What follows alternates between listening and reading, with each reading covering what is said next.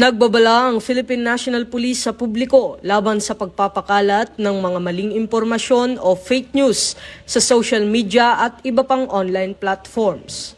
Paalala ng PNP na ang pagpapakalat ng mga hindi beripikadong balita ay maaaring magdulot ng kalituhan, takot at pagkasira ng reputasyon ng mga individual o institusyon.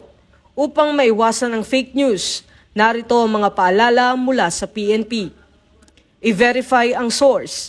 Siguraduhin galing sa opisyal na PNP pages, government agencies o lehitimong media organizations ang balitang inyong ibinabahagi. Hindi lahat ng viral ay totoo. Maging maingat sa mga larawan at videos na lumalaganap online. Maaaring luma, edited o pinalabas ng hindi tama ang konteksto. I-report agad ang makakita at mapanlinlang na posts.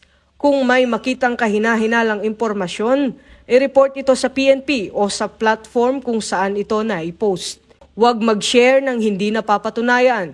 Panatilihing responsable. Think before you click. Ang maling impormasyon ay maaaring magdulot ng panik, takot at kaguluhan. Sumunod sa opisyal na advisories.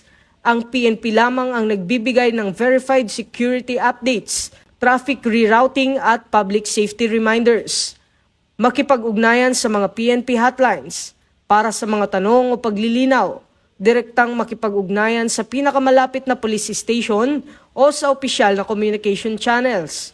Sa panahon ng mabilis na pagpapakalat ng impormasyon, ang pinakamabisang sandata ay ang pagiging mapanuri. Sama-sama nating labanan ng fake news upang mapanatili ang kapayapaan, kaayusan at kaligtasan sa buong komunidad.